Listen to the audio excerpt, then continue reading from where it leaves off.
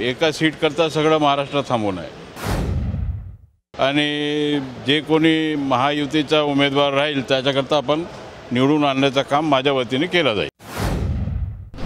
जाहीर झालं नाही आपल्याकरता जागा सुटणार काय भूमिका असेल? महत्त्वाचं म्हणजे असं आहे की गडचिरोलीचं तिकीट फायनल झालं नाही म्हणजे टेन्शन आहे सगळं, म्हणजे सगळ्यांना टेन्शन झालेलं आहे. एका सीट करता सगळं महाराष्ट्र थांबून आहे आणि त्या दृष्टिकोनातून लवकरच आता मला वाटतं आज निर्णय होईल आणि जे कोणी महायुतीचा उमेदवार राहील त्याच्याकरता आपण निवडून आणण्याचं काम माझ्या वतीने केलं जाईल.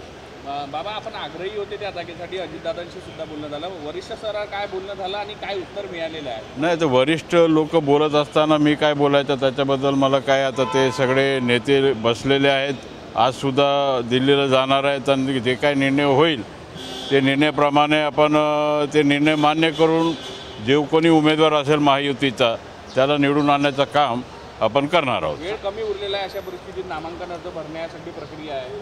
नाही, प्रक्रिया सगळं व्यवस्थित आहे. सगळे लोक, सगळे उमेदवार फिरलेले आहेत. सगळं या निर्वाचन क्षेत्रामध्ये सगळ्यांचं फिरणं झालेलं आहे.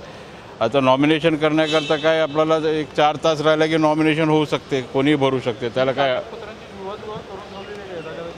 नाही, सगळ्यांनी ठेवलेलं आहे. ज्या ज्या उमेदवार आहेत उभं राहणारे अपेक्षित ते सगळ्यांनी आपलं कागदपत्र सगळं तयार केलेलं आहे. माझंसुद्धा कागदपत्र तयार आहेत. जर पक्षाचा आदेश आला तर आपण भरू. साताऱ्याच्या जागेवर उदयनराजे ठाम आहेत, ते जर भाजपला जागा सुटली तर ही राष्ट्रवादी नाही, ते तिकडचे राजा आहे, तिकडचा राजा मी आहो.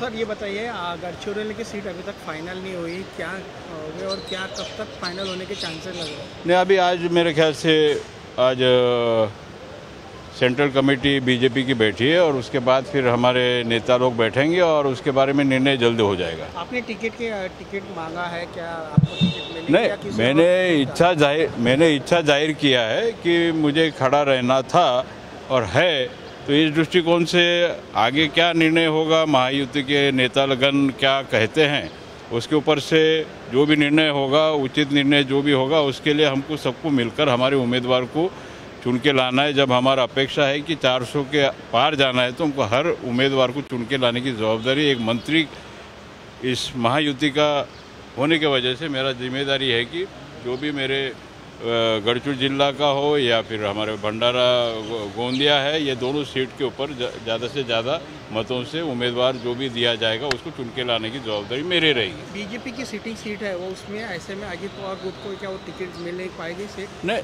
सिटिंग सीट है पर मेरिट के ऊपर जो भी डिसीजन होगा, मेरिट पे जो चुन के आ सकता है उसके ऊपर निर्णय होगा. Thank you sir. धन्यवाद.